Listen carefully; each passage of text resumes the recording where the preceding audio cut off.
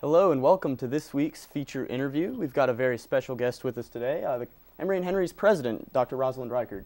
Hello. Dr. Reichard, it's glad to have you. Good to be here, thank you. You know, recently some big news out of your office. You announced your retirement, I guess a couple weeks ago now. That's true. Can you take us through the decision-making process there? Yes, I have two grandchildren, and my granddaughter was born just about 2 years ago.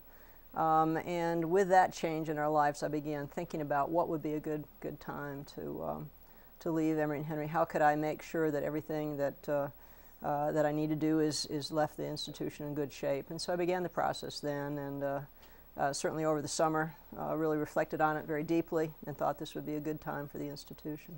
Okay. You said everything that you needed to do to leave the institution in good shape. What were some of those things that you had to check off? Well, there are a number of projects that are underway, and one of the things that we've been working very hard to do, of course, is upgrade the facilities, and I know that you're aware of a lot of the projects there. The Art Center is something that we've had on our agenda for a long time, and I'm working very hard to have a plan for when that start date would be, so that's something that's very important as we work towards the goals for this year. In addition to that, I've been really working hard to try to diversify some of our academic offerings. And so getting a good start on the health sciences campus that we're forming in Marion was also very important. So those are two big things that I wanted to get underway and be able to have a good plan in place for a new president to carry forward. Do we have a start date for the Art Center? We are very close to coming up with a commitment for that, and the board will be talking about that this fall. Certainly by the board meeting, which comes up at the end of October, you will know. So by November, we ought ought to have a start date. That is correct. So as for you, what's next for you? Where are you going? Where are you and Dr. Don going? Well, Don and I have a home on Smith Mountain Lake in Virginia. We purchased that home about 3 or 4 years ago. We have one son who's in Greensboro, North Carolina. It's about an hour and a half from Smith Mountain Lake. So we're going to go there and enjoy the beautiful surroundings of the Virginia mountains and the lake in that area, and then I'll figure out from there what other projects I want to be involved with.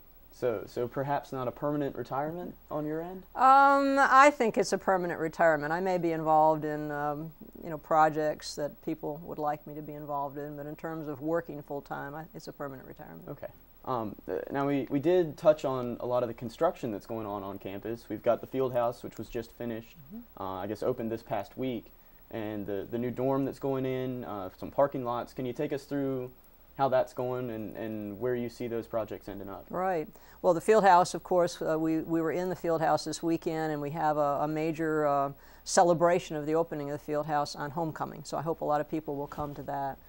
So that project is complete. The only thing that's left there, by the way, and some of you might not know this, is that we also are working on some improvements to the stream that goes by the field house, which is actually part of the project, but it won't impact the building itself. And so that needs to be completed this fall and winter, changing some of the dynamics of that stream and making sure that we're taking care of our water in this area. So that project's about done. The residence hall is moving along very, very well. It is, of course, a very different residence hall in many ways than Elm. Hickory is a passive house construction, which has changed a lot of the workings of the residence hall, and so we're moving more slowly on that one than we did on Elm because of the changes in the construction with passive house. Passive house is a mode of construction that really enables us to have that be a living space and a building that uses energy much more efficiently than Elm, and Elm itself is very, very efficient, so it'll be a very interesting project. So that's moving along well, more slowly again than Elm because of passive house more than anything else, although it's a great process to go through.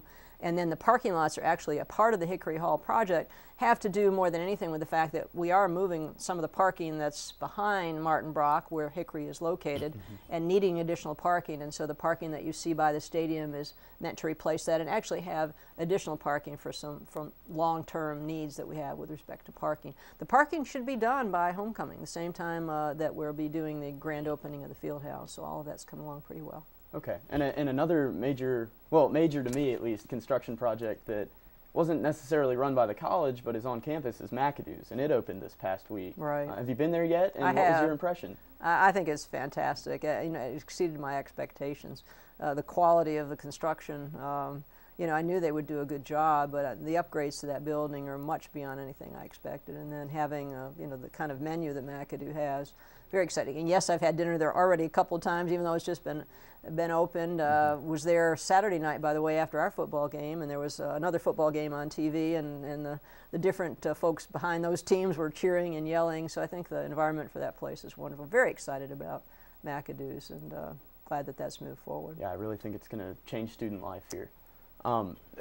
You also mentioned previously that you've been working on a new strategic plan for the college. Yes. Could you take us through what you envision there? Sure.